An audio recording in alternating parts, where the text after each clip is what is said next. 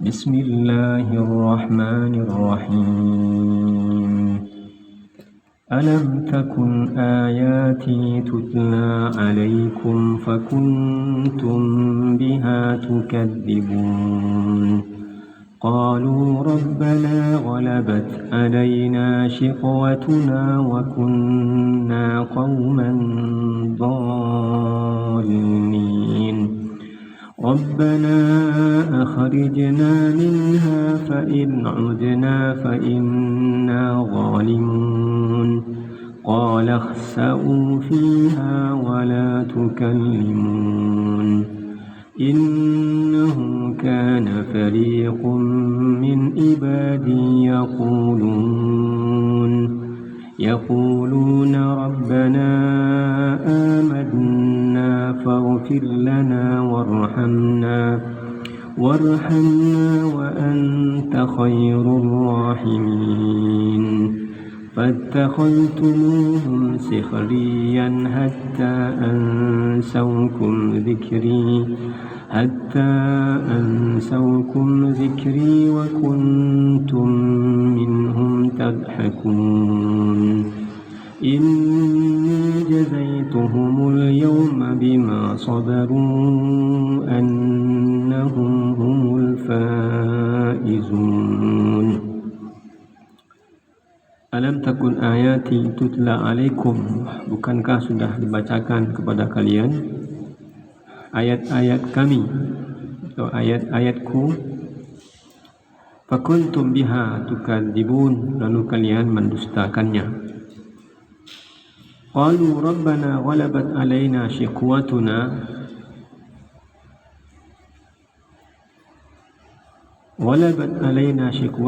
wa kunna qauman dhalin. Mereka berkata, ya Tuhan kami telah dikuasai oleh kejahatan kami dan kami adalah orang-orang yang sesat. Rabbana akhrijna minha, ya Tuhan kami, keluarkanlah kami darinya, kembalikanlah kami ke dunia. Jika kami masih juga kembali kepada kekafiran, sungguh kami adalah orang-orang yang zalim. Dan Allah berfirman, tinggallah dengan hina di dalamnya, dan janganlah kamu berbicara dengan aku. Sungguh ada segolongan dari hamba-hambaku berdoa, ya Tuhan kami telah beriman, maka ampunilah kami dan berilah kami rahmat. Berilah kami rahmat Engkau, perbaikilah kami rahmat. Engkau adalah pemberi rahmat yang terbaik. Lalu kamu jadikan mereka buah ejekan, sehingga kamu lupa mengingat aku, dan kamu selalu mentertawakan mereka. Sungguh pada hari ini aku memberi balasan kepada mereka karena kesabaran mereka. Sungguh mereka itulah orang-orang yang memperoleh kemenangan. Sampai situ. Nah, di pekan kemarin itu tentang penyesalan orang-orang yang di penghujung hidupnya. Saya baca, ya, orang-orang yang berdosa itu ketika saat sakarat timbul ketakutan, lalu ingin, karena sudah terbayang, ya, dan sebelum meninggal itu Allah sudah membayangkan nanti orang ini mau kemana. Timbullah ketakutan, hatta idza jaa ahadahumul maut qala rabbirji'un, ya Tuhan, kembalikanlah aku. Padahal masih belum dicabut nyawanya. Jangan cabut dulu nyawanya, tapi kembalikan aku hidup seperti sebelumnya. La'alli a'malu salihan fima tarak, agar aku bisa beramal soleh yang dulu aku tinggalkan. Ya, biasanya penyesalan selalu datang terlambat. tidak mengapa kalau penyesalan itu masih di dunia. Tapi ketika sudah berakhir, ya, datang malaikat mencabut nyawa lalu kemudian menyesal, nggak ada lagi peluangnya. Nah, Nabi mengatakan, innallaha yaqbalu taubata ma lam yughargir. Allah masih akan selalu menerima taubat seorang hamba sebelum rohnya sampai di tenggorokan. Jadi ditarik dari bawah, dari kaki terus masih di dada masih bisa, masih di perut masih bisa. Ketika sudah sampai di tenggorokan nggak ada peluang. Ketika sudah nggak ada peluang lagi, berilah saya hidup, berilah saya waktu untuk kembali. Dan orang-orang yang menyesal, baik nanti ketika mereka di alam barzah, atau sudah di neraka, atau ketika masih di dunia, tidak ada yang berpikir, ya Allah kembalikanlah saya karena rumah saya belum selesai. Ya Allah, saya pengen sekali beli mobil baru. Ya Allah, baru seminggu duduk di kursi pimpinan, di kepala ini, jadi pejabat ini, belum sempat jalan-jalan ke luar negeri. Gak ada yang pikirnya begitu. Kasihan, ini akan repot istri saya mengurus anak-anak saya sendiri. Jadi single sendirian mengurus ya. Ini anak ya tunggulah dulu dapat menantu gitu kan. Dapat menantu, anak sedang hamil, tunggulah sampai melahirkan. Melahirkan ya tunggulah habis masa cutinya. Gak ada yang mikirkan tentang dunia. Apa yang dia katakan? La'alli a'malu salihah. Coba, aku akan beramal saleh fima taraktu kalla, yang dulu aku tinggalkan. Dulu salatnya jarang, ngajinya jarang, puasanya jarang. Ya, yang banyak adalah kesalahannya. Sekarang aku akan ganti, yang buruk-buruk itu aku akan tinggalkan. Tapi kata Allah, innaha kalimatun huwa qailuha. Bagi sebagian orang, ungkapan-ungkapan begitu ya sudah biasa saja. Nanti kalau sudah ditambah waktunya, dia akan kembali menjauh dari Allah. Kalla, kata Allah, enggak, sama sekali enggak. Innaha kalimatun huwa qailuha. Dan tidak ada waktu untuk kembali. Wa min waraihim barzakhun ila yaumi yub'atsun. Setelah mereka meninggal, maka ada waktu yang disebut dengan alam barzakh. Orang ini mau dikubur, atau mau dibakar, atau mau dihanyutkan, atau mau dilempari, itu nama alamnya, namanya alam barzakh. Sampai kapan? Ila yaumi yub'atsun. Jadi nggak ada waktu untuk kembali. Bahkan di ayat yang lain disebutkan ya agak sebentar saja, nggak lama-lama, nggak perlu lama-lama, seminggu cukuplah, sehari pun cukuplah gitu ya. Dia akan mendekat kepada Allah dalam waktu yang tersisa. Kata Allah, kalla, kalla, fa idza nufikha fis sur. Itu selesai cerita satu babak. Penyesalannya sudahlah, Allah tidak merespon. Enggak, kata Allah, karena sudah diberi umur sampai 50 tahun, 60 tahun, 70 tahun, 80 tahun, atau bahkan 50, 40, 30. Itu waktu yang panjang. Panjang itu kan, hitunglah jamnya berapa, bulannya berapa, apalagi harinya berapa. Dan begitu lama dia bersama kitab Allah, begitu lama dia bersama hadis-hadis Nabi, begitu lama dia punya kesempatan untuk kembali kepada Allah. Tidak juga. Kalau sudah sampai di titik akhir, kata Allah, kalla. Dan di kajian sebelumnya kita sampaikan betapa kasih sayangnya Allah. Betapa kasih sayangnya Allah. Kalaulah Allah menghukum seseorang karena dosa, kata dia, maka tidak ada lagi orang yang tersisa di muka bumi. Siapa kita yang tidak berdosa? Ustaz berdosa, Buya berdosa, ya, guru-guru berdosa, semua orang berdosa. Andai Allah langsung menghukum orang karena dosanya, enggak ada yang tersisa di muka bumi. Makanya bersyukurlah kita kalau Allah kemudian ya mengingatkan kita kalau bersalah. Diingatkannya mungkin dalam bentuk ada sakit, ada ujian, ada kesedihan. Itu pengingat. Justru sangat berbahaya kalau tidak pernah diingatkan.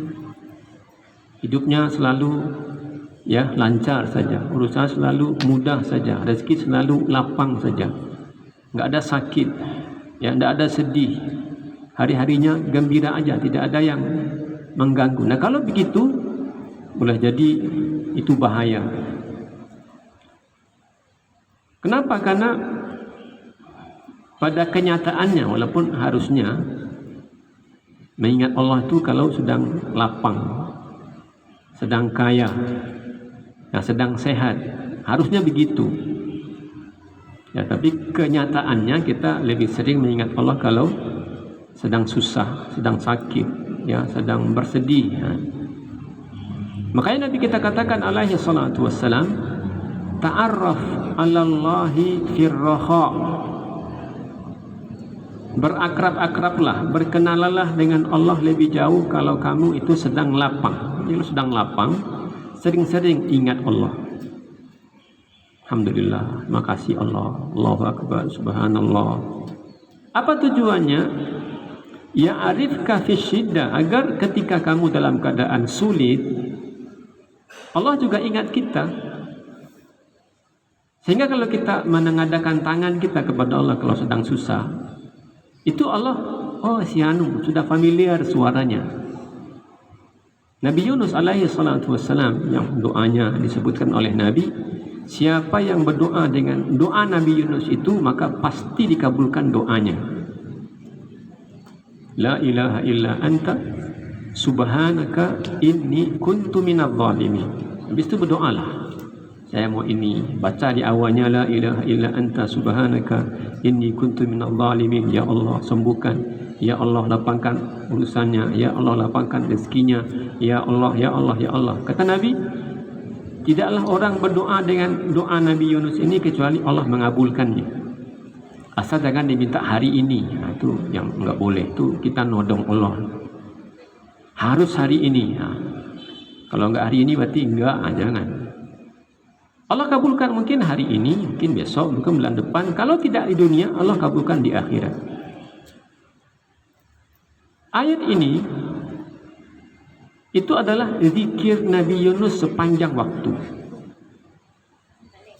Jadi ketika dia lapang, ketika dalam kondisi aman, ketika dalam kondisi dia baik-baik saja, dia selalu berzikir begitu. La ilaha illa anta subhanaka inni kuntu minadh dhalimin. La ilaha illa anta subhanaka inni kuntu minadh dhalimin. La ilaha illa anta subhanaka inni kuntu minadh dhalimin. Lapang sekali. Sering sekali dia membaca zikir itu. Ketika dia pada akhirnya naik kapal dan kapal itu kemudian overload penumpangnya dan harus diundi, ternyata qadarullah dialah yang akhirnya harus terjun ke laut. Nah, karena Allah inginnya begitu. Allah inginnya begitu. Karena Allah pengen Nabi Yunus itu yang masuk dalam perut ikan. Di dalam perut ikan itu pun dia terus berdoa, bertasbih, la ilaha illa anta subhanaka inni kuntu minadh dhalimin. La ilaha illa anta subhanaka inni kuntu minadh dhalimin. Kalau baca tafsirnya ayat itu di surat Yunus ya. Apa kata malaikat? Sautun ma'ruf fi baladin gharib. Kita sudah familiar dengan suara ini. Jadi malaikat di langit itu hafal dengan zikir ini. Hafal malaikat. Oh, itu kita kenal suaranya. Tapi kok tempatnya aneh ya? Karena biasa di darat, tapi sekarang di laut. Oh, diintip-intip lah. Yunus ibnu Matta, itu kan surah Nabi Yunus. Kata malaikat yang lainnya. Malaikat kemudian datang menghadap Allah. Ya Rabb, itu hambamu Yunus berada dalam perut ikan. Dia terus berdoa. Cobalah, selamatkan dia. Selamatkan dia. Jadi malaikat memberi apa? Memberi syafaat. Di malaikat demo tak mungkin disebut demo. Malaikat demo menghadap Allah, tak begitu. Malaikat memberikan syafaat. Ya Allah, itu Yunus ibnu Matta yang selalu berzikir kepadamu. Makanya kata Allah, walaula annahu kana minal musabbihin, andai Nabi Yunus itu dulu ketika dalam kondisi lapang, malas bertasbih, malas baca itu, la labitha fi batnihi ila yaumi yub'atsun. Allah akan panjangkan umurnya tapi dalam perut ikan sampai hari kiamat. Begitu. Ingat ya, amal-amal soleh kita itu berguna, menyelamatkan. Kalau dulu ketika dalam kondisi aman, sehat saja dia tidak rajin bertasbih seperti itu, kata Allah, la labitha fi batnihi ila yaumi yub'atsun, sampai hari kiamat dia akan dalam perut ikan itu juga.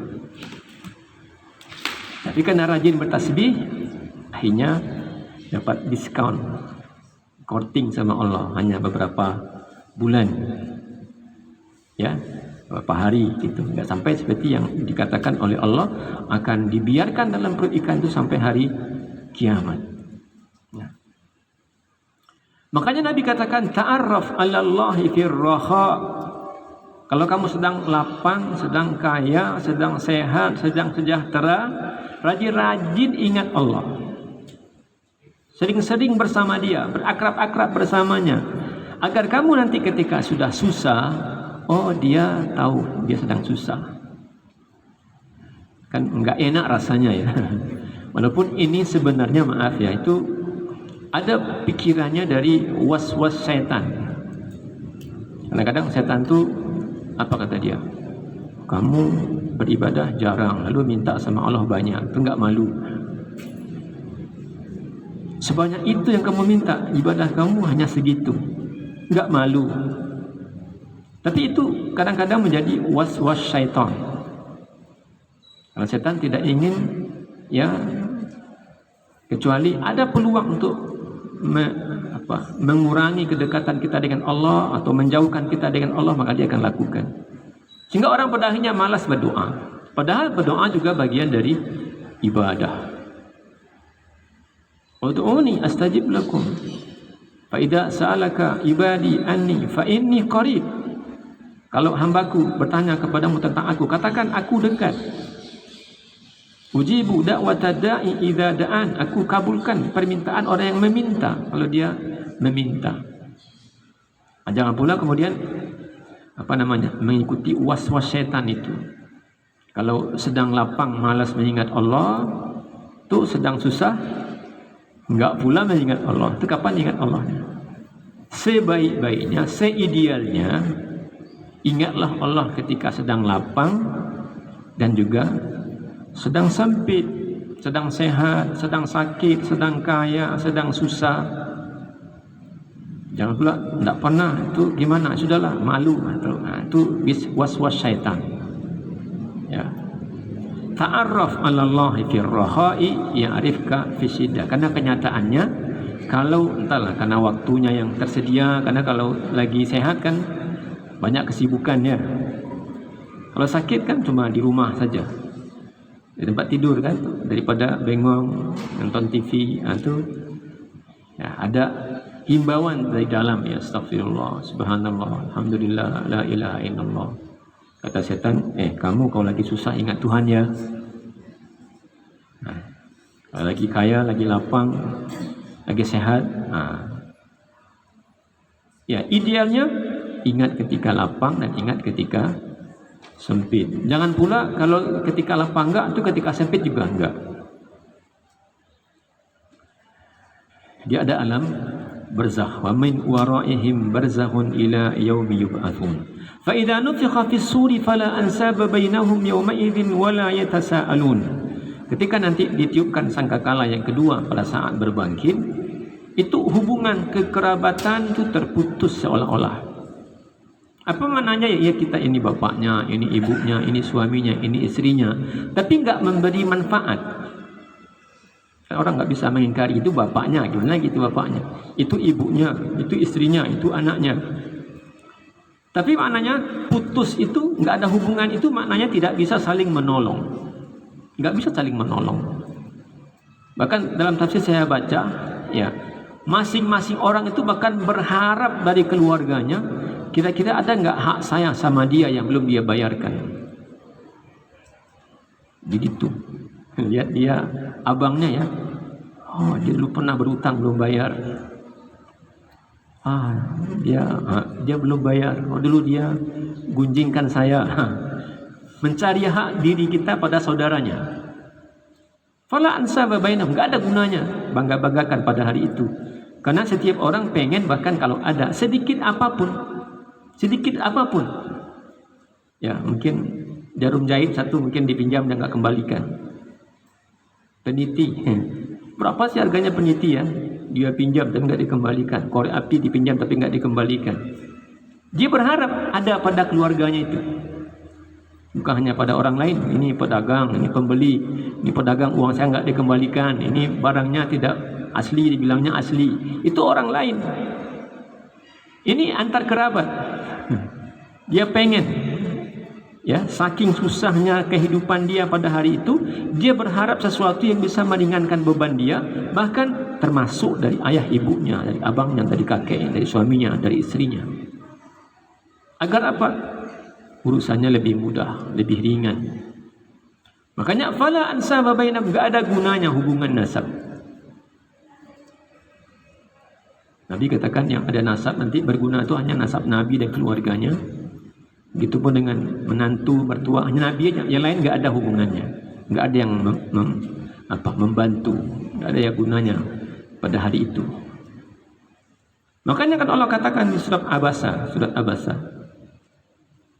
Abasa wa tawalla.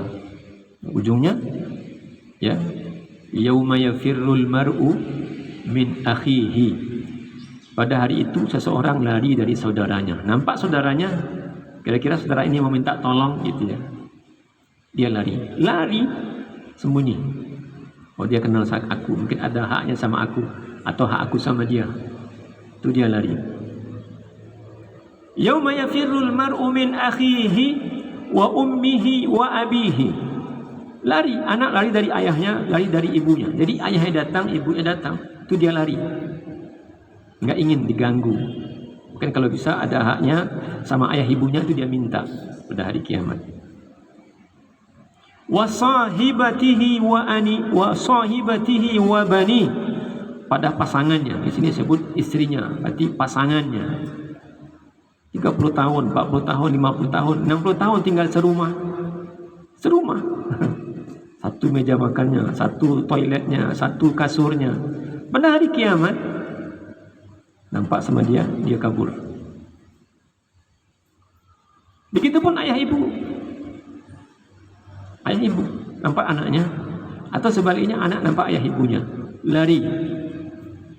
Kenapa begitu? Allah katakan likulli imri'im minhum yauma idin sya'nun yughni. Setiap orang pada hari itu sibuk dengan urusan masing-masing. Dia dah tahu yang akan dia pertanggungjawabkan itu banyak sekali. Banyak. Apalagi kalau dia kaya, itu banyak sekali yang dia akan pertanggungjawabkan. Banyak, ya. Kita akan pertanggungjawabkan usia muda kita pertanggungjawabkan. Ngapain dulu waktu muda? Kita akan bertanggungjawabkan. Kalau sehat kita ngapain? Bahkan terkait dengan harta yang kita punya, harta benda, baju kita, pakaian kita, tas kita, sepatu kita, mobil, semua yang kita punya, itu dipertanggungjawabkan. Istimewanya terkait dengan harta itu dua pertanyaannya. Dua. Min aina iktasabahu, dari mana dia dapat? Terkait dengan harta itu dari mana kita dapat? Wa fima anfaqahu, dan kemana dibelanjakan. Ya, orang-orang kaya itu lama hisabnya, panjang, lambat ke sorga. Itu barangkali Nabi memilih jadi orang miskin, memilih. Walaupun Nabi sangat mungkin berpotensi jadi kaya, tapi beliau memilih jadi miskin. Nabi disebutkan dalam Quran, harisun alaikum bil mu'minina raufur rahim. Nabi itu kasihan kalau ada yang susah. Umatnya itu kalau yang susah, yang haus, yang lapar, yang pakaiannya sobek-sobek, itu Nabi kasihan, prihatin dia. Sehingga beliau, biarlah, kalau dia punya maka dia berikan, dia bantu.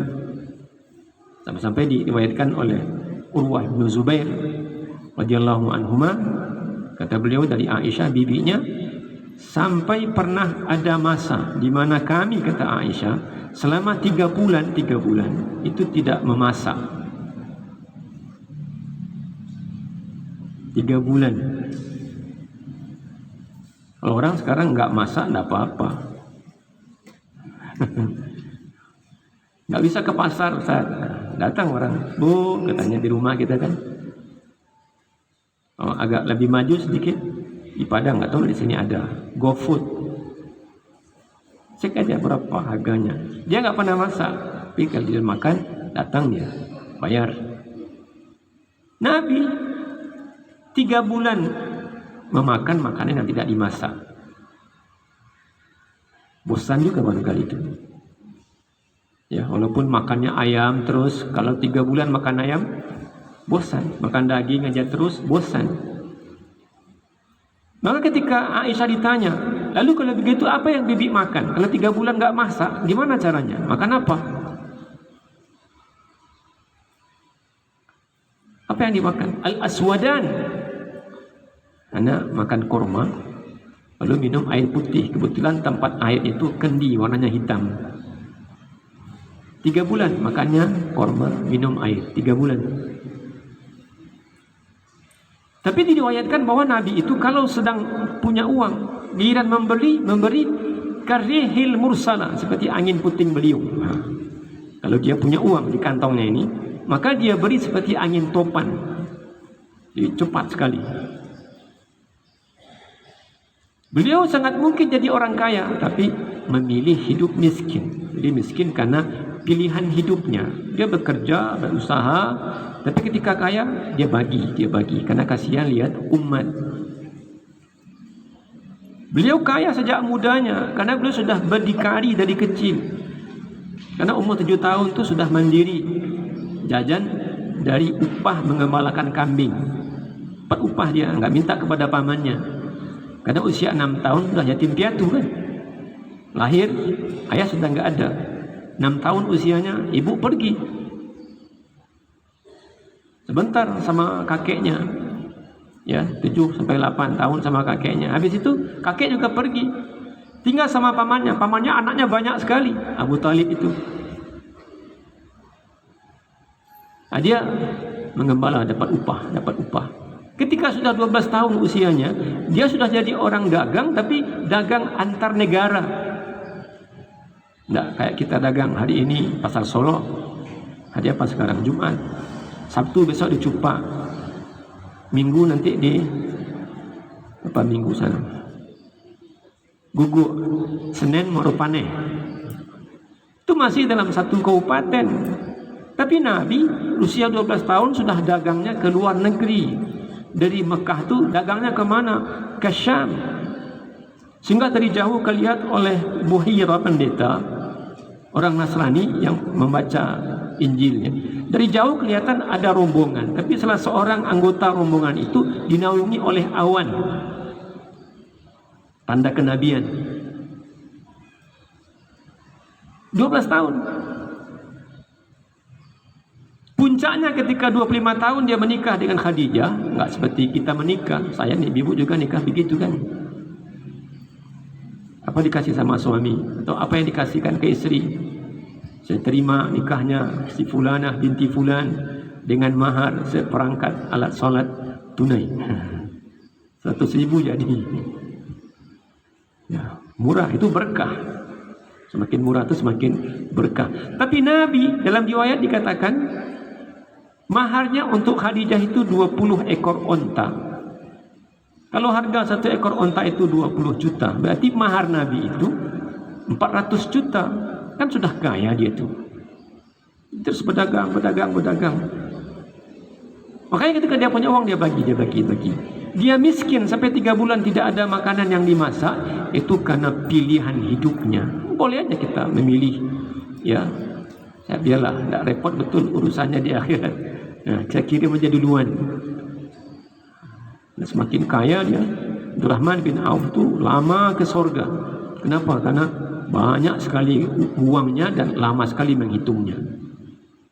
Sampai beliau katakan radhiyallahu an, ya, saking berkahnya dia, kata dia, seandainya aku balikkan batu, mungkin di bawah batu itu akan aku temukan bongkahan emas, kata dia.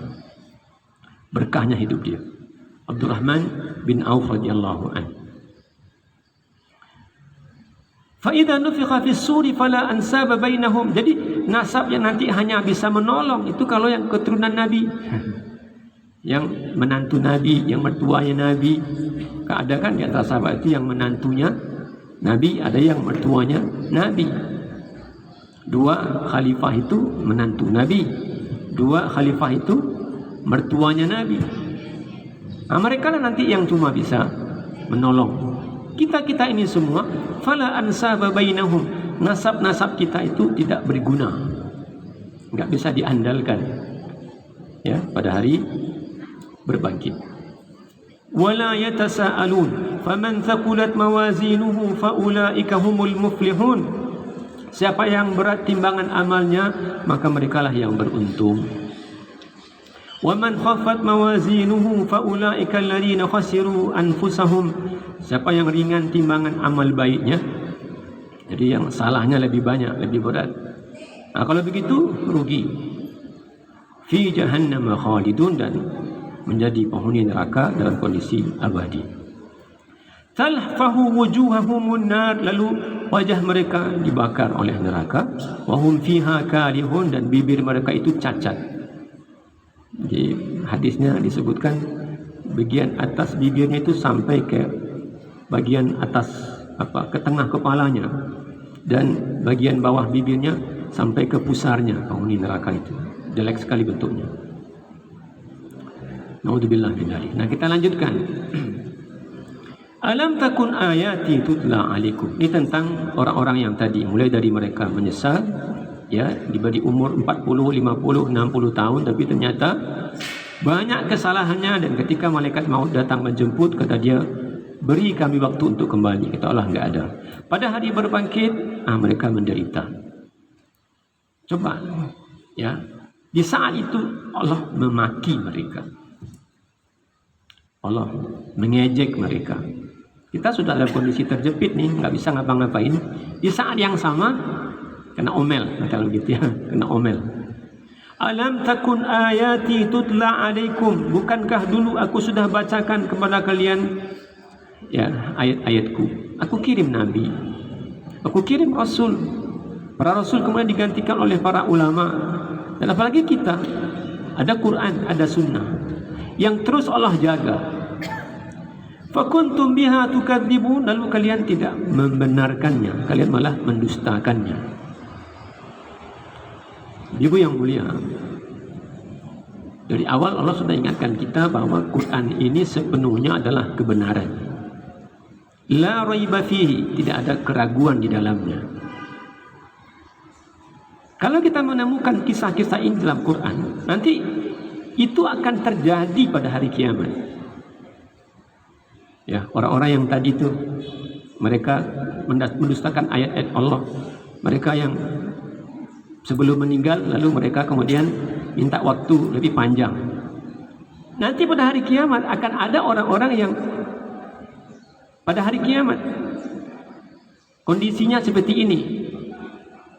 Karena ini kebenaran, semua isi Quran itu adalah kebenaran. Makanya dari awal Allah katakan, dzalikal kitabu la raiba fihi, tidak ada keraguan di dalamnya.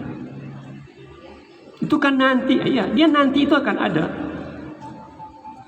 Orang yang tadi itu kondisinya yang bibirnya seperti apa, yang wajahnya dibakar, itu nanti akan ada, termasuk yang ini. Orang-orang yang seperti itu, yang dulu ketika hidup di muka bumi jauh dari Allah, kata Allah, kan dulu sudah dibacakan kepada kalian ayat-ayatku, kenapa kalian tidak beriman?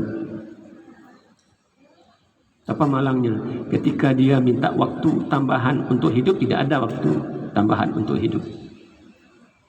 Ketika nanti mereka dalam adab di neraka, ya, diadab sama Allah, lalu kemudian Allah omeli.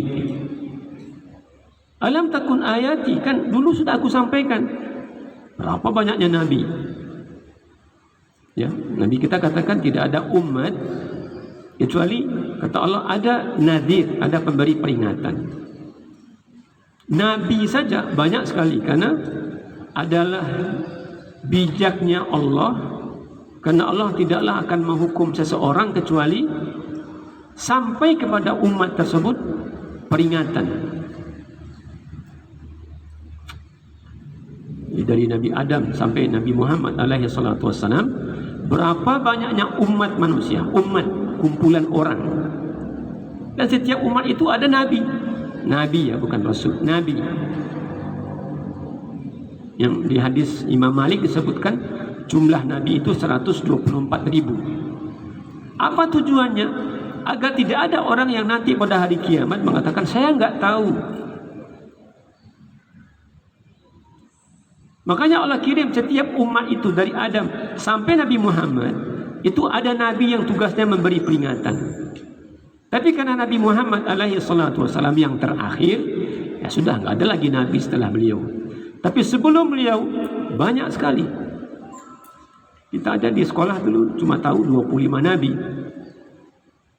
5 di antaranya ulul azmi, rasul pilihan. Tapi Nabi sebutkan 124.000 orang nabi. Yang nabi pun alaihi salatu wasallam, saya yakin mungkin enggak hafal itu nama semua nabi itu. Karena minhum man qasasna alaika wa minhum man lam naqsus alaik. Kata Allah, nabi-nabi itu sebagian kami ceritakan kepadamu dan sebagian lagi tidak kami ceritakan kepadamu. Apa gunanya nabi-nabi itu dikirim? Agar tidak ada orang yang nanti di hadapan Allah kemudian mengatakan, saya tidak tahu, saya tidak dapat peringatan, karena tidak ada yang mengajarkan. Alam takun ayati tutla alaikum, bukankah dulu ayat-ayatku sudah dibacakan kepada kalian, tapi sayang, fakuntum biha tukadzibun, kalian tidak mempercayainya. Tidak percaya itu maknanya disuruh dia tidak kerjakan, dilarang dia tidak tinggalkan. Disuruh bertauhid tapi dia tidak meninggalkan syirik. Disuruh patuh kepada Nabi dan Rasulnya, dia malah membelakang kepada Nabi dan Rasulnya. Itu namanya fakuntum biha tukadzibun, kalian mendustakannya. Lalu enggak ada pilihan lain. Qalu rabbana ghalabat alaina shikwatuna, ya Tuhan kami dikalahkan oleh kejahatan kami sendiri. Apa maknanya? Siapa yang mau disalahkan pada hari itu? Ini gara-gara kawan saya, ini gara-gara bapak saya, ini gara-gara teman, gara-gara keluarga. Ghalabat alaina shikwatuna, sudahlah kami dikalahkan oleh kejahatan kami. Dia sendiri ngaku. Kalau orang kemudian percaya dengan Quran, kan kita hari ini tahu bahwa ungkapan ini nanti akan diucapkan oleh orang-orang yang tidak beriman kepada Allah. Ngaku di hadapan Allah, enggak ada yang salahkan si A, si B dan C. Walabat alaina shikwatuna, sudahlah gimana lagi? Kami didominasi oleh kejahatan kami sendiri. Wa kunna qauman dhalin, dan sudahlah kami jadi orang sesat. Karena enggak mungkin juga pada hari itu akan membandel sama Allah, kan? Kan enggak mungkin lagi protes sama Allah, marah sama Allah gitu ya. Enggak mungkin. Satu-satunya jalan, mudah-mudahan ada harapan ya kalau ngaku. Jujur itu kan penting ya. Kalau Nabi katakan alaihi salatu wassalam, alaikum bisidq, jujurlah, karena asidqu tuma'nina, jujur itu membawa kepada ketentraman. Atau di hadis lain, kejujuran membawa kepada kebaikan, kebaikan membawa kepada sorga. Wa innar rajula la yasduq, seorang laki-laki akan biasa dalam keadaan jujur, hatta yuktaba indallahi siddiqa, sehingga Allah menetapkan orang itu menjadi orang yang siddiq. Sebaliknya, wa innal kadhiba, sungguh dusta itu yahdi ilal fujur, membawa kepada durhaka. Wa innal fujura yahdi ilan nar, sedangkan durhaka itu akan membimbing seseorang menuju neraka. Wa innar rajula la yakdzub, seseorang kemudian menjadi pendusta, berdusta dia. Terus menerus dia berdusta. Hatta yuktaba indallahi kadzdzaba, sehingga Allah tetapkan dia menjadi orang yang pendusta. Tapi maaf, jujur pun pada hari itu di hadapan Allah nggak ada gunanya. Jujur nih, walabat alaina shikwatuna, kenapa dulu begini. Ya sudahlah, gimana lagi. Walabat alaina shikwatuna, kami dikalahkan oleh kejahatan kami dan kami jadi orang sesat. Jujur dia pada hari itu. Adakah gunanya jujur pada hari itu? Enggak ada gunanya. Di dunia ini enggak ada yang lebih baik dibandingkan dengan jujur. As-sidqu tuma'nina, seperti rumus ya. Jujur itu mengantarkan seseorang kepada ketentraman. Kalau kita jujur apa adanya, ya nggak perlu neko-neko gitu ya. Kondisinya seperti ini, sudahlah, nggak perlu memaksakan diri. Aman dia. Di kondisinya sebenarnya parah, tapi dipaksakan, repot dia. Dia lakukan kesalahan, tapi dia berdusta. Itu mencemaskan, mengkhawatirkan. Tapi ketika dia bersalah dan dia mengaku jujur, dia tidak apa-apa, dihukum pun tapi hatinya menjadi lebih tenang. Maka Nabi katakan as-sidqu tuma'nina, jujur itu membawa kepada ketenteraman. Dan waliyadzubillah, kadang-kadang orang yang berdusta, ya, kalau sudah terbiasa berdusta, nggak tahu lah, kalau biasa berdusta itu masih ada kecemasannya nggak, masih ada kekhawatirannya nggak. Karena orang yang sehat hatinya itu, kata Nabi, orang baik, orang yang lakukan kebaikan itu dia tentram ya. Tapi kalau dia bersalah, pasti ada kecemasan. Maka ketika Nabi mendefinisikan tentang dosa, kata Nabi, al-ithmu ma haka fi sadrika wa karihta ayattali'a alaihi nas. Dosa itu artinya sesuatu yang menggores-gores dalam hati dan kamu tidak suka kalau orang lain mengetahuinya. Orang kalau berdosa pasti dia gelisah gitu ya. Kalau ada orang berdosa lalu kemudian tenang juga dia, berarti sudah nggak normal hatinya itu, nggak sehat lagi itu. Qalu rabbana walabat alaina shikwatuna, ya, Allah bentak, katakanlah begitu ya, Allah marahi. Dulu kan kamu diberi ayat, dibacakan oleh Nabi dan Rasul, tapi kamu mendustakannya. Lalu ngaku, ya Tuhan, kami sudah salah, dikuasai oleh kejahatan kami sendiri, kami sudah tersesat. Apa kata dia? Rabbana akhrijna minha, ya Allah, keluarkanlah kami darinya. Dari mana? Dari neraka. Keluarkan kami. Tadi sebelum meninggal, ya, hitungan detik lah sebelum meninggal, ya, kembalikan nyawanya dan beri waktu untuk beramal soleh. Sekarang sudah dibangkitkan, sudah dalam neraka, lalu Allah mencaci atau Allah mencerca mereka, ya kami sudah salah, tapi dia masih bermohon kepada Allah, Rabbana akhrijna minha, ya Allah, keluarkan kami darinya. Fa'in udna, kalau kami masih kembali lagi, kembali ke dosa lagi, dulu salat tidak mau, dulu berzakat tidak mau, dulu baca Quran tidak mau, dulu menutup aurat tidak mau. Kalau kami masih begitu lagi, fa inna zalimun, berarti kami benar-benar jadi orang zalim. Jadi ini garansi, jaminan. Berilah kami waktu untuk kembali hidup di muka bumi, pasti kami akan tinggalkan semua keburukan itu.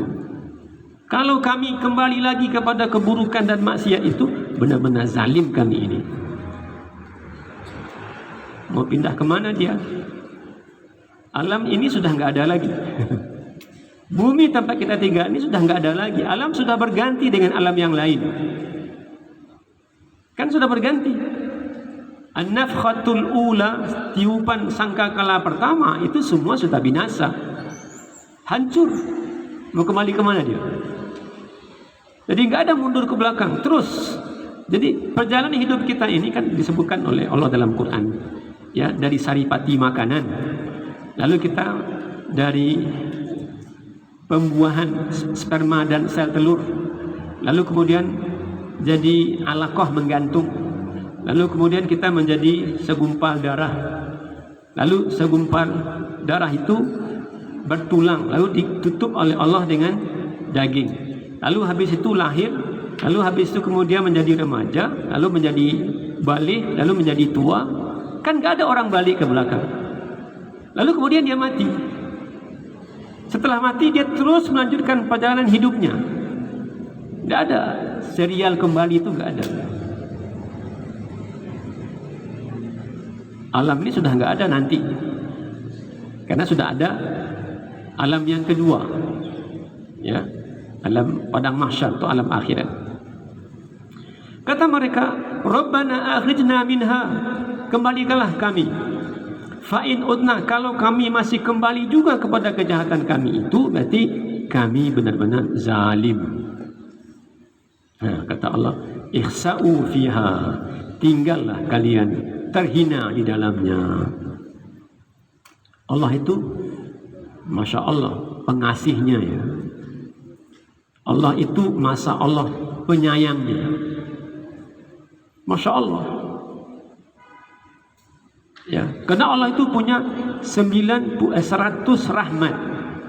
Ketika Allah menciptakan rahmat itu dia miliki 100 rahmat. Satu rahmat Allah itu dia bagi-bagikan kepada semua makhluk. Dibagi-bagikannya kepada semua makhluk. Dengan itulah induk ayam sayang sama anaknya, ayah sayang sama anaknya, suami istri saling menyayangi. Itu dengan rahmat yang satu itu. Sisanya 99 lagi nanti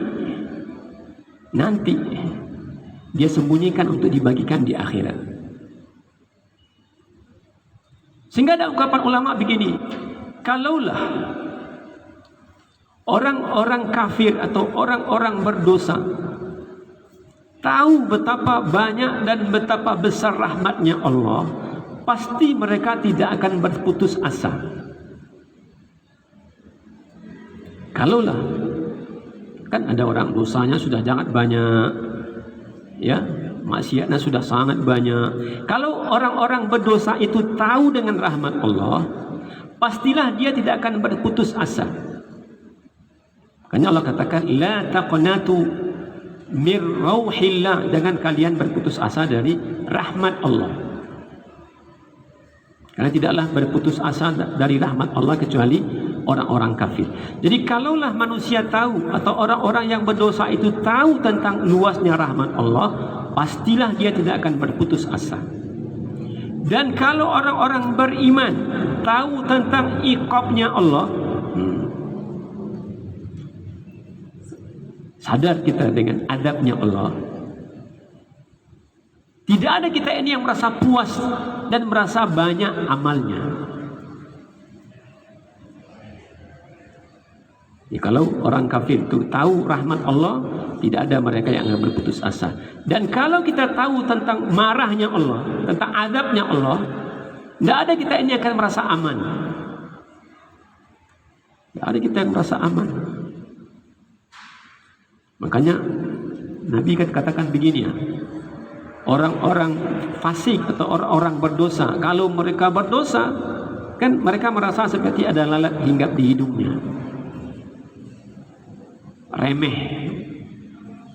Remeh saja. Dan orang-orang beriman ketika dia melakukan dosa, dia seperti berada di bawah gunung.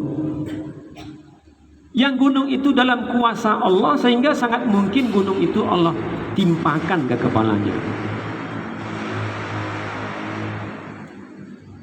Makanya kata Allah di surat Al-A'raf, ya, afa amina ahlul qura ay ya'tiyahum ba'suna bayatan wa hum naimun. Apakah penduduk negeri itu merasa aman sehingga mereka enak-enak saja tidur, lalu malam hari Allah tidak mungkin mendatangkan azabnya? Aw amina ahlul qura ay ya'tiyahum ba'suna duhan wa hum yal'abun. Apakah mereka merasa aman sehingga mereka bermain-main di waktu duha, sehingga mereka tidak akan disiksa di waktu duha, enggak diazab di waktu duha? Afa aminu makrallah. Apakah mereka merasa aman dari tipu daya Allah, dari makar Allah? Tidak ada yang merasa aman dari makar Allah kecuali orang kafir. Jadi andai orang-orang kafir itu tahu dengan karunia Allah, atau orang-orang berdosa tahu dengan karunia Allah, maka mereka tidak akan berputus asa. Dan andai orang-orang beriman tahu dengan murka Allah, maka tidak ada mereka yang merasa aman dari azab Allah. Sampai sekarang alhamdulillah kita masih sholat, kan, masih ngaji, masih menutup aurat, ya, masih beramal soleh. Tapi dulu para ulama belum benar-benar merasa aman. Kenapa? Karena standar aman itu nanti di ujung, husnul khatimah atau su'ul khatimah. Karena Imam Ahmad rahimahullah sosok yang luar biasa ilmunya, luar biasa amal solehnya, dan Masya Allah jasanya terhadap umat ini, sehingga hidup dari mengajar ke mengajar ke mengajar ke mengajar, mengajar beribadah, mengajar beribadah, mengajar beribadah, sehingga orang-orang kemudian merasa sesak lihat dia, cemas orang lihat dia. Apa Anda enggak capek, katanya? Apa Anda enggak capek? Kapan berhenti capeknya? Kata dia, ya capek gimana lagi kalau enggak capek? Kapan berhenti? Nanti ketika kedua kaki sudah menginjak surga. Ya, kapan berhenti beramal? Orang dulu tuh, kapan berhenti beramal? Nanti.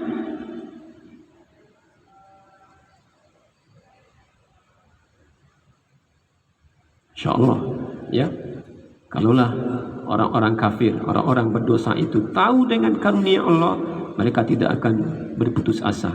Dan kalaulah orang-orang beriman tahu dengan azab Allah, paham dengan azab Allah itu, maka mereka tidak akan pernah merasa aman. Apa artinya? Tidak pernah orang beriman itu menganggap, sudahlah amal saya sudah banyak, sudah pasti masuk surga. Nggak ada yang berpikir begitu. Ya, nanti standarnya, ya, husnul khatimah atau na'udzubillah su'ul khatimah. Qala sa'u fiha wa la tukallimun. Lalu kata Allah, diamlah kalian di sana dan jangan bicara lagi. Sejak itu enggak benda bicara lagi. Jadi orang bisu aja lagi di situ. Qala sa'u, diamlah di sana dalam keadaan terhina. Ya kan, terhina, ya, disiksa, diadab, dibelenggu, dipukul, dibakar. Wala tukallimun, sudahlah berhentilah berbicara. Nah, ini tentang nasib orang-orang yang tadi, ya, yang sejak kajian pekan lalu amalnya jauh dari kebaikan. Mereka mendustakan ayat-ayat Allah, dan ketika malaikat maut datang, mereka minta diberi waktu untuk kembali. Nah, ini tentang sebaliknya. Innahu kana fariqum min ibadi, karena ada juga dosa mereka ini berkaitan dengan orang-orang setelahnya. Kenapa mereka akhirnya diazab oleh Allah? Ini di antara dosanya. Innahu kana fariqum min ibadi yaqulun. Dulu ada segolongan dari hambaku, mereka berkata, Tadi mereka kufur kepada Allah, ini sekarang beriman kepada Allah dan menyampaikan kebenaran. Dulu ada segolongan dari hambaku berkata, Rabbana amanna, ya Tuhan kami telah beriman. Jadi ini tentang orang beriman. Orang beriman ini dilecehkan oleh orang-orang yang tadi, diejek, diolok-olok, ya, sama orang yang tadi. Kami telah beriman, faghfir lana, ampunilah kami. InsyaAllah, ya, kita diajarkan oleh Nabi kita, berapapun amal soleh kita, jangan lupa beristighfar setiap hari. Berapapun kebaikan kita, ya, Allah katakan, atau Nabi ajarkan kepada kita untuk bertakwa kepada Allah fi sirri wal alan. Bertakwa kepada Allah baik dalam keadaan, ya, rahasia, sembunyi-sembunyi, ataupun di tengah khalayak ramai. Lagi sepi, malam hari, nggak ada orang yang tahu, tetap di dada kita ini ada Allah yang terus mengawasi. Di tengah keramaian kita terus ingin berjalan sesuai dengan ketentuan Allah. Namun demikian, karena kita ini manusia, itu yang bedakan kita dengan malaikat. Ini yang bedakan kita dengan setan. Setan itu tidak ada pintu kebaikan dalam diri dia. Kalau dia berbuat baik, pasti ada yang dia inginkan. Ya, kalau dia ingin menolong orang, ada yang ingin, ya, bisa kebal, ada yang ingin bisa terbang, ada yang bisa hilang, lalu belajar kepada setan. Itu karena setan mendapatkan teman yang setia. Ya, mungkin sekarang dia bantu, sekian dia tolong, tapi nanti dia akan menjadi temannya di neraka. Jadi tidak ada istilahnya kalau setan itu menolong manusia lalu cuma-cuma, itu enggak ada. Pasti orang itu kehilangan bahkan yang lebih berharga dari dirinya. Nah, orang ini kata Allah, Rabbana amanna faghfir lana. Jadi walaupun kita sudah berupaya untuk terus menerus bertakwa kepada Allah dalam keadaan sendiri ataupun di tengah-tengah keramaian, tapi tetap saja akan ada kekhilafan, ya, tetap saja akan ada kekeliruan, kesalahan. Namanya manusia. Kalau setan tadi pasti berbuat buruk, kalau malaikat pasti berbuat baik. Walaupun standarnya kadang-kadang nggak sama dengan kita. Apa? Malaikat menampar seseorang, itu atas perintah Allah. Walau tara id yatawaffa alladhina kafaru almalaikatu yadribuna wujuhahum wa adbarahum. Alangkah mengerikannya kalau kamu menyaksikan malaikat itu menampar muka dan punggung orang-orang yang berdosa. Jadi kita menampar itu kan kejahatan, kan? Tapi itu perintah dari Allah. Jadi orang-orang kafir itu dibunuh oleh Allah dengan cara ditampar, mukanya ditampar dari belakang. Walau tara idh tawaffal ladzina kafaru al malaikatu yadribuna wujuhahum wa adbarahum wa dzuqu adzabal hariq, sambil berteriak, rasakan olehmu adab yang membakar.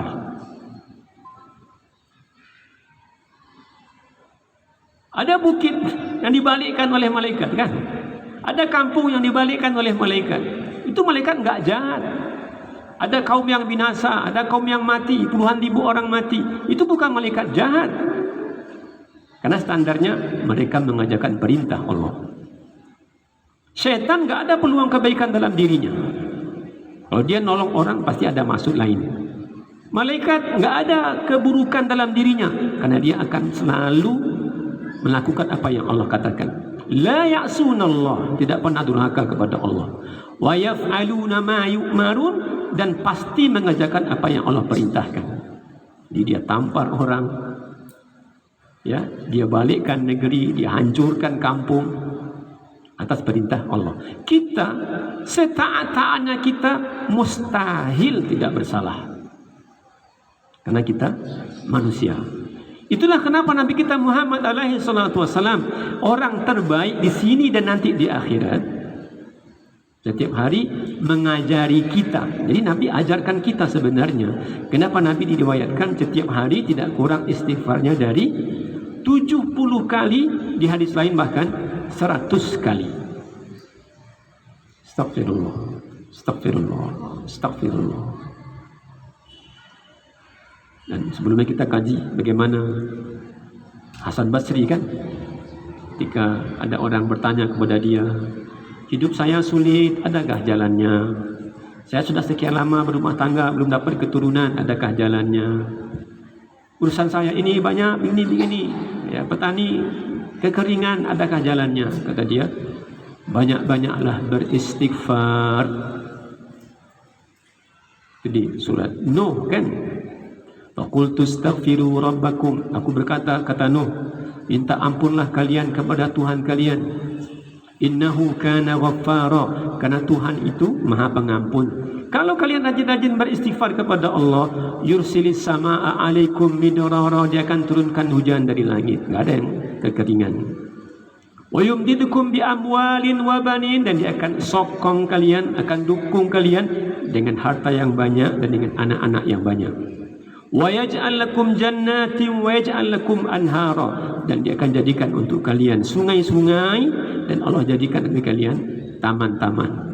Dari apa? Beristighfar. Ini orang beriman ini, kata Allah, sebagian dari hambaku dulu mereka katakan kami telah beriman, tapi ampunilah kami, kasihilah kami.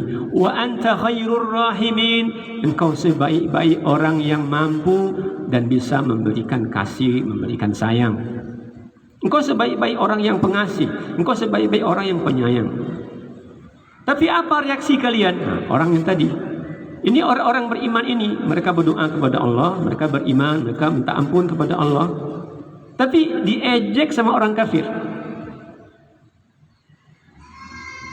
Apa kata mereka? Fattakhadtumuhum sikhriya, lalu kalian olok-olok mereka. Hatta ansaukum dzikri, sehingga kalian lupa dengan peringatanku. Wa kuntum minhum tadhakun, bahkan kalian tertawakan mereka.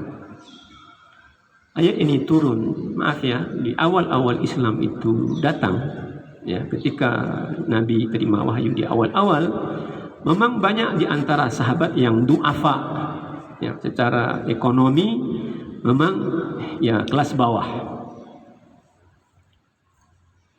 Sehingga kondisi begini membuat tidak nyaman orang-orang kaya. Pejabat-pejabat Quraisy itu enggak nyaman. Ini di antara penghalang. Kenapa orang-orang Quraisy itu enggak mau beriman? Karena melihat ya yang jadi kawan kita kalau sudah masuk Islam itu nanti Bilal. Yang jadi teman kita nanti Suhaib Ar-Rumi. Yang akan jadi kawan kita nanti Ammar bin Yasir. Itu orang-orang yang statusnya budak atau baru saja dimerdekakan, atau orang-orang fakir. Jadi apa? Kesombongan, keangkuhan. Saya pejabat negara nih.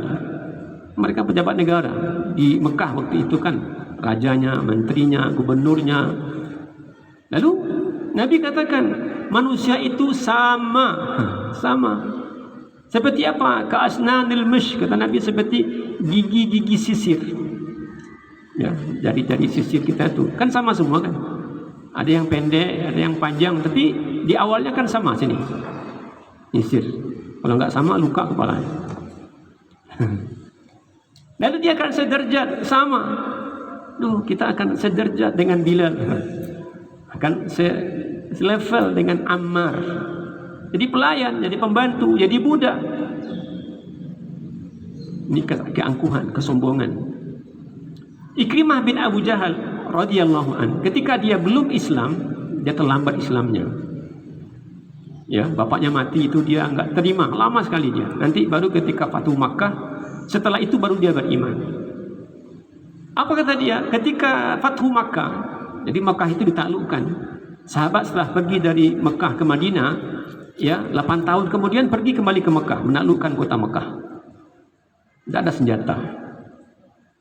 Kata Nabi, Bilal naik ke atas. Jadi Bilal disuruh naik ke atas Ka'bah. Kan kita kebayang wajahnya Bilal. Kalau ada yang nonton film The Message, ya, film Arisalah, cerita perjuangan Nabi, atau sejarahnya, dia budak hitam, tuh begini bentuknya. Oleh Nabi suruh naik ke atas Ka'bah. Kakinya ini Bilal, kakinya, bukan kepalanya Bilal loh. Jadi kalau Bilal mengangkat bangunan Kaabah tu masih logika sederhananya masih baik, dia mengangkatkan di atas kepala dia. Tapi sekarang kaki Bilal menginjak Kaabah. Kan yang paling rendah kan kaki ni. Kalau dia mengangkat batu yang akan ditaruh di atas Kaabah, tidak masalah, di atas kepala dia. Tapi sekarang dia menginjak Kaabah di atasnya. Apa kata Ikrimah bin Abu Jahal? Syukur bapak saya sudah mati. Siapa bapaknya? Abu Jahal. Di mana matinya? Di perang Badar. Kalau bapakku menyaksikan peristiwa ini, mungkin dia mati stres. Karena nggak kebayang di kepala dia bagaimana bisa Bilal yang budak hitam ini, lalu dia akan di atas orang lain, lalu dia akan menginjak Kaabah. Nggak masuk logikanya dia itu.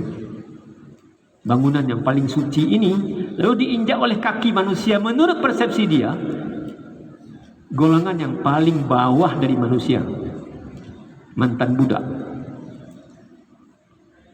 Syukur bapak saya sudah mati. Kalau dia lihat bila naik ke atas itu, mungkin dia mati stres. Saking parahnya dia. Bagaimana bisa Bilal itu? Ya orang kafir itu bagaimanapun dia kafir, kan dia pasti memuliakan Ka'bah. Pasti memuliakan Ka'bah karena Ka'bah itu sudah dari dulu itu jadi simbol. Orang-orang datang ke situ untuk beribadah. Karena orang-orang kafir pun punya Tuhan di dalam Ka'bah itu. Itu perintah Nabi kepada Ali. Ya Ali, masuk dalam Ka'bah tu, kalau kamu lihat ada patung, hancurkan. Nanti kalau kamu lihat ada kuburan yang ditinggikan, ratakan. Dua pesannya. Ini kuburan yang dihias-hias tu, kuburan yang di rumah-rumah yang gitu. Ya, apalagi kalau di Jakarta ada kuburan rumah betulan. Rumah betulan. Rumah ada kuburan di situ. Kalau kamu lihat patung, hancurkan. Kalau kamu lihat ada kuburan ditinggikan, ratakan. Fattakhatumuhum sikhriya. Kamu olok-olok mereka. Ini tentang orang tadi nih. Orang yang tadi ketika mau mati, malaikat maut datang, ya, kembalikan kami, jangan cabut dulu, kasih kami tempo waktu agak sekian hari, sekian pekan, sekian bulan. Enggak, kata Allah. Apa di antara kesalahannya? Ini dia. Dulu hamba-hambaku mengatakan aku beriman. Ya Allah, ampunilah kami, rahmatilah kami, karena Engkau lah sebaik-baik orang yang merahmati. Kalau mereka bertemu dengan kamu, apa kata kalian? Apa kata kalian? Fattakhatumuhum sihriya. Kalian olok-olok mereka, kalian ejek, kalian caci, ya begitu. Diolok-olok. Ya, Nabi aja diolok-olok kan. Nabi ketika ke Taif, sehingga ada ulama katakan Nabi itu enggak lama di Taif. Hijrah sebentar saja. Dan 13 tahun pertama tinggal di Mekah. Jika ditimbanglah ya beratnya beban Nabi, penderitaan Nabi selama 13 tahun dalam satu anak timbangan, lalu beberapa hari saja di Taif ditaruh, kata dia, sama beratnya. Sama beratnya perasaannya Nabi. Kenapa? Karena Nabi ketika pergi ke Taif itu kondisinya dalam keadaan ya manusia, ya manusiawi, kondisinya dalam keadaan down. Kenapa down? Karena ditinggal oleh pamannya yang selama ini membela. Tidak lama kemudian ditinggal oleh istrinya Khadijah. Tinggal oleh Khadijah. Orang-orang semua di Mekah ya mencela, mencaci. Tapi di sana bukan sekadar dicela, dicaci, tapi bahkan dilempari, diolok-olok. Orang-orang gila dan anak-anak kecil itu datang sambil ngolok-ngolok Nabi lalu melempari Nabi. Sampai dikatakan disitulah ya Nabi kakinya itu berdarah sallallahu alaihi wasallam, sehingga ya beliau mengadu kepada Allah. Ilahi ilaika ashku dha'fa quwwati, ya Allah, kepadamu aku keluhkan ya kelemahanku. ini begini kondisinya, ya. Tidak apa-apalah selama engkau tidak murka kepadaku, wala ubali, aku tidak peduli. Selama engkau tidak marah kepadaku, aku enggak peduli. Mau diapakan sama orang, mau disiksa, mau diejek, mau dilempari, aku enggak peduli. Syaratnya apa? Agar asal engkau tidak murka kepadaku. Nah, orang-orang kelas bawah ini itu jadi bahan ejekan oleh orang yang tadi itu. Oh, enggak. Kata kau sudah mau datang malaikat maut, baru kata dia, beri kasih kami hidup. Tapi ketika mereka dulu bertemu dengan orang-orang beriman ini, mereka mengolok-oloknya, mengejeknya, mencelanya, mencacinya. Sampai kalian lupa, ini aku ingatkan kalian, ini ada Quran. Ya, ini aku kirim laki-laki jadi nabi, jadi rasul, membimbing kalian. Hatta ansaukum dzikri, sehingga kalian lupa dengan peringatanku. Wa kuntum minhum tadhakun, lalu kalian mentertawakan mereka. Kadang-kadang kan nggak enak. Kadang-kadang kalau ada orang kita jalan, orang ketawa kan nggak enak kan? Orang rame-rame di pinggir jalan tuh kita lewat, orang ketawa, enak nggak? Walaupun orang entah ketawakan apa, kita merasa sendiri. Ini jelas nih orangnya, ini orangnya jarang. Jelas orangnya. Lalu tepuk, tawakan, diejek, dicela, dicaci. Kan tidak enak.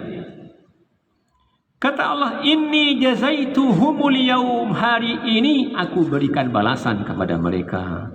Bima sabaru, karena dulu mereka bersabar. Kan kalau nggak sabar kita digitukan sama orang. Kalau nggak sabar ya, kan bisa marah juga kan. Keluar juga ininya, diketawain sama orang ya. Tapi mereka bersabar. Atau kalau tidaklah bersabar, kan sahabat mungkin ragu ya, ini gimana nih, kita ini jumlahnya sekian orang, minoritas kita ini, lalu kita ini cobalah lihat nih, pekerjaannya ini statusnya begini, kita ini orang-orang yang ya tidak beruntung secara duniawi. Tapi cobalah lihat tuh, orang-orang yang tertawakan kita tuh orang-orang hebat, banyak. Kalau nggak kena sabar, sahabat tuh bisa ragu juga dia. Coba bupatinya, jenderalnya, panglima perangnya, wali kotanya, gubernurnya, itu kafir. Lalu sekarang mengolok-olok kita, yang status kita ini ada yang budak, otomatis semuanya, sebagian besarnya orang-orang lemah, orang-orang miskin.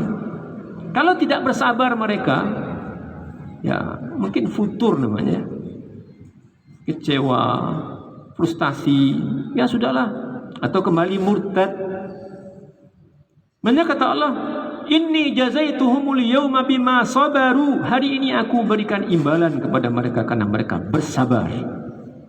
Sabar, karena sabar tuh ya, kalau tidak bersabar dalam artian sederhana, mungkin ya mereka akan membalas, berantem jadinya kan, padahal waktu itu belum ada perintah untuk berperang. Kan ada juga yang ya gilo-gilo tanggung gitu orang ini ya gimana gitu. Saya inilah kayak mungkin ada juga model yang di tahanan itu, yang jenderal polisi itu kan. Agama saya dicela, agama saya dicaci, gitu dia kan. Namanya kalau nggak tahu kita sejarahnya, kita anggap dia nggak muslim ya, namanya antik namanya. Muslim ternyata. Nah dia yang berani cuma datang juga emosinya kan. Padahal nggak tahu orang tuh sholat apa enggak. Yang jelas sih dia tersangka korupsi kan. Orang berdosa dia. Tapi dia yang membalas tuh orang-orang yang mengejek Nabi, mengejek Islam, mengejek Tuhan. Nah dia yang membela. Mereka bersabar. Sabar itu oleh agama kita 3 hal. 3 ini sahabat punya nih. Jadi bukan hanya sabar satu saja. Ada 3 tingkatan sabar. Tingkatan yang pertama sabar itu ya sudah, kalau dipukul belum saatnya membalas ya nggak dibalas. Diejek orang mau diapain? Ya, makanya di Quran disebutkan wa idza marru billahi marru kirama. Ketika mereka lewat ya ke tempat-tempat yang tidak baik lalu diejek, dicela, mereka menjawab dengan perkataan yang baik. Sabar. Sabar yang paling rendah, ya. Sabar kalau kita diberi ujian, lalu kita ya tidak ngomel-ngomel sama Allah. Tidak kita salahkan Allah. Sabar. Ya, mengadulah kepada Allah. Jadi tahan gitu, tahan. Ini sabar yang paling ringan karena kita tidak bisa melewatinya. Dia pasti akan datang.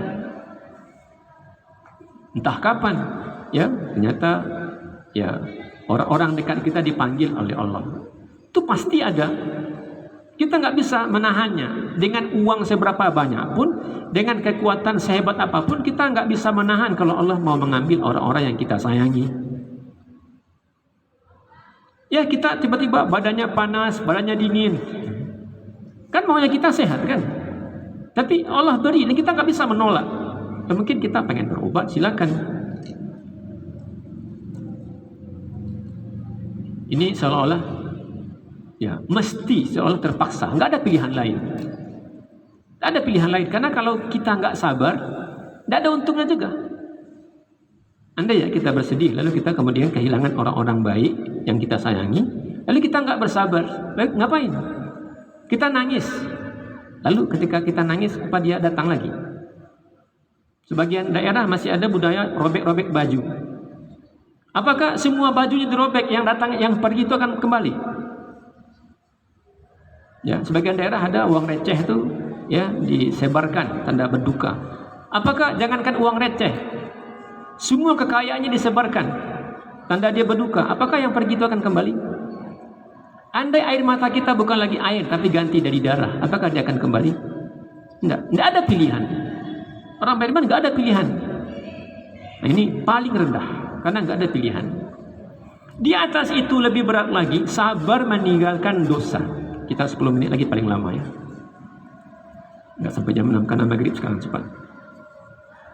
Sabar meninggalkan maksiat itu lebih berat. Kenapa? Karena sebagian maksiat itu nikmat menurut syahwat kita. Nikmat, ada untungnya.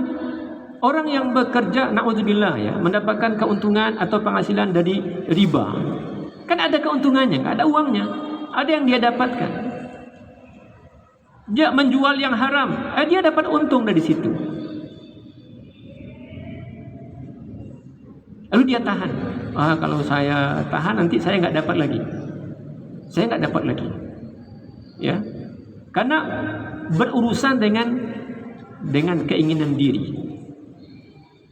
Semua dosa itu karena enak, itulah orang kemudian berdosa. Enak sesaat menurut syaitan kan.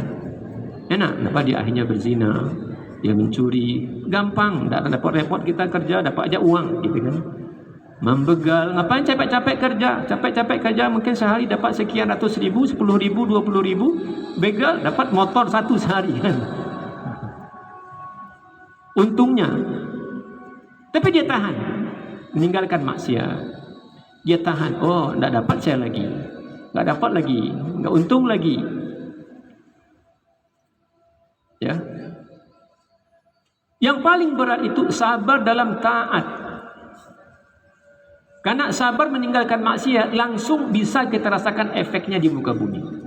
Kalau ada yang kecanduan rokok, lalu dia berhenti merokok, mungkin sehari, seminggu, sebulan, itu kayak orang-orang linglung gitu ya. Tapi ketika sudah berhenti merokok, hilang candunya itu, wah ternyata ya cakrawala berpikirnya jadi lebih bersih, ya nggak batuk-batuk, badannya lebih segar. Orang yang kecanduan alkohol, mungkin kena kecanduan, pasti kecanduan di awal-awal berhenti, ya dia nggak nyaman. Tapi nggak lama kemudian, sebulan, oh ternyata badan sudah enak, yang sakit-sakit kemarin sudah hilang dia. Ada untungnya secara material, secara fisik meninggalkan dosa itu. Tapi sabar dalam taat itu nggak nampak, kecuali karena keimanan. Ngapain sih orang pagi-pagi masih tidur kita bangun? Ngapain? Nah, gitu kan? Apa untungnya? Kecuali keimanan tentang janji Allah gitu. Mending tidur gitu kan ya. Mending tidur. Puasa itu apa sih untungnya? Mending makan. Tapi dia sabar dalam taat. Orang makan, orang minum, dia nggak makan, dia nggak minum. Orang tidur, dia nggak tidur. Apa sih untungnya ngaji gitu? Apa untungnya baca Quran? Apa untungnya? Kan nggak nampak, nggak kita rasakan secara fisik. Kecuali karena kita beriman kepada Allah. Ya,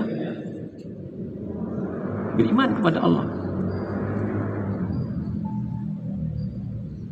Nah, jadi ini paling berat, sabar, nggak nampak hasilnya di muka bumi ini, ya, secara lahir ya, walaupun kita merasakan, tapi di matematikakannya gimana saat itu nggak nampak matematika. Tapi kalau orang berhenti dari alkohol, ya, berhenti dari judi, ya, berhenti dari merokok, ya, berhenti mencuri, berhenti macam-macam ya dari maksiat yang ditinggalkan itu terasa efeknya ke badan, ke fisik kita. Tapi dalam taat yang nampak itu kebanyakannya ruginya. Orang tidur, awak bangun, kan begitu. Orang makan, awak tidak makan, kan begitu kan? Ya, orang terima duit, kita baru bagi duit, kan begitu. Rugi. Ya, rugi. Yang tidak nampak keuntungannya itu lalu orang bertahan. Makanya kata Allah, inni jazaituhumul yauma bima sabaru. Bagaimanapun sahabat itu, orang-orang yang tadi ya mereka beriman, minta ampun kepada Allah, berdoa kepada Allah, mereka walaupun diejek, walaupun dicela, walaupun dicaci, mereka tetap sabar dalam taat. Bilal radhiyallahu an itu ketika berhenti, ketika dicambuk oleh tuannya Umayyah bin Khalaf, satu aja permintaannya. Apa permintaannya? Kul hubbal. Dicambuk, maaf ya, dibuka bajunya, dibawa ke belakang rumahnya, lalu dijemur di padang pasir, ditaruh batu panas di atas badannya. Dicambuk oleh tuannya, dia masih budak pada saat itu, radhiyallahu an. Apa kata tuannya? Kul hubbal. Sebut saja Tuhan itu hubbal, kamu tidak akan disiksa lagi. Kan gampang tuh. Tapi kemudian dipukul, apa kata dia? Ahad, ahad, ahad. Ketika ditanya, Masya Allah, ini ungkapan yang luar biasa. Kan gampang tuh kalau Anda kemudian katakan ahad, maka Anda tidak akan disiksa lagi. Apa kata Bilal? Ya, kata beliau, mararatul adab, pahitnya siksaannya aku rasakan, itu terkalahkan oleh halawatal iman, manisnya iman. Kopi itu pahit, walaupun yang sehat itu kopi pahit.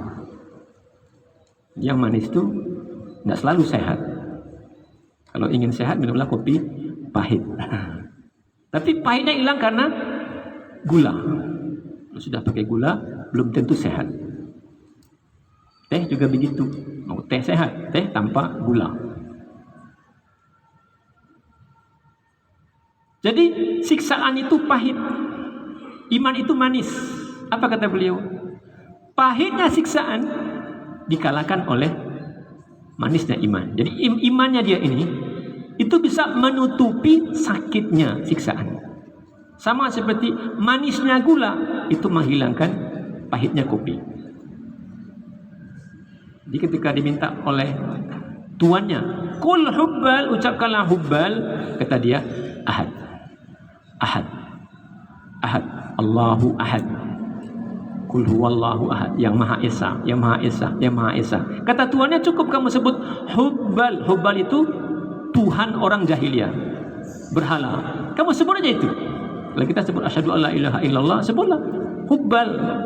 Berhenti tuannya menyiksa. Tapi kata dia enggak. Kenapa kamu enggak mau berhenti agar kamu hanya sekedar mengucapkan hubbal? Kata dia, pahitnya siksaan dikalahkan oleh manisnya iman. Hari ini kata Allah, aku balas kesabaran mereka. Annahum humul faizun. Merekalah orang-orang yang beruntung. Jadi andai orang beriman ini dilecehkan di muka bumi, diolok-olok di muka bumi, diejek di muka bumi, ya, direndahkan statusnya di muka bumi, tapi kalau mereka bersabar, apa hadiahnya? Surga. jazaituhumul yawma bima sabaru. Dan orang-orang kafir itu, orang-orang jahat itu, walau mereka kemudian menjadi kuat, menjadi kaya, menjadi berkuasa, nanti sebelum mati apa kata mereka? Ya Allah, janganlah sekarang perginya, berilah waktu aku untuk kembali. Dan nanti ketika sudah sampai di neraka, apa kata dia? Keluarkanlah kami dari sini. Apa kata Allah? Enggak. Di neraka apa kata Allah? Diamlah kamu sini dalam keadaan terhina. Nah, semoga kita ya tidak diejek, tidak dicela, tidak dicaci, jadi mulia ya kondisinya, dan juga dalam keadaan bersabar dalam segala ujian, sabar tinggalkan maksiat, dan juga bersabar dalam taat kepada Allah Subhanahu wa taala. Dan sabar tu kata Allah ya, innama yuwaffas sabiruna ajrahum bighairi hisab. Upah dari kesabaran itu unlimited. Amal-amal kita diberi pahala oleh Allah. Satu amal jadi 10 kali lipat, jadi 100 kali lipat, jadi 1000 kali lipat. Tapi sabar tidak ada batasnya. Tinggal tingkat kesabarannya. Makanya Allah katakan selalulah bersabar di akhir Ali Imran. Ya ayyuhalladzina amanu sabiru. Ayat ke-200. Ya ayyuhalladzina amanu sabiru. Wahai orang-orang yang beriman, bersabarlah kamu. Wasabiru, dan tingkatkanlah kesabaranmu. Warabitu, dan bersiap-siagalah kamu. Jadi sabar dan tingkatkan kesabaran. Jangan adakah batas sabar ini? Tidak ada batasnya. Karena imbalannya juga tidak ada batasnya. Allahu a'lam bissawab. Alhamdulillahirabbil alamin. Subhanakallahumma bihamdika asyhadu an la ilaha illa anta astaghfiruka wa atubu ilaik. Assalamualaikum warahmatullahi wabarakatuh.